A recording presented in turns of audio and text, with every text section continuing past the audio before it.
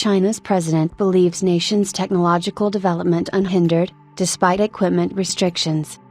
Earlier today, Dutch Prime Minister Mark Rutte met with China's President Xi Jinping. Fresh reportage has focused on their discussion of technological trade restrictions.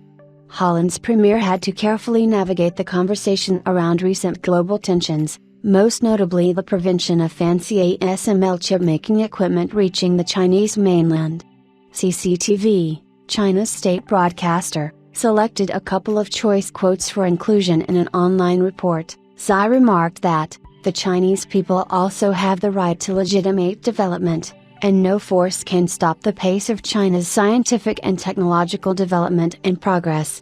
Specific manufacturers and types of machinery were not mentioned during the meeting between state leaders, but media interpretations point to recent ASML debacles being entirely relevant, given the context of international relationships. ASML is keen to keep Chinese firms on its order books. According to AP News, China became ASML's second largest market, accounting for 29% of its revenue as firms bought up equipment before the licensing requirement took effect. Revised licensing agreements have stymied the supply of ASML most advanced chip-making tools. Chinese foundries have resorted to upgrading existing, older equipment, backed by government funding, in efforts to stay competitive with international producers.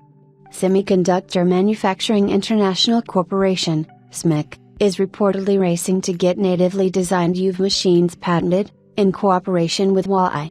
Post-meeting, Rutte commented, to press, on the ongoing technology restrictions, "What I can tell you is that, when we have to take measures, that they are never aimed at one country specifically, that we always try to make sure that the impact is limited, is not impacting the supply chain, and therefore is not impacting the overall economic relationship."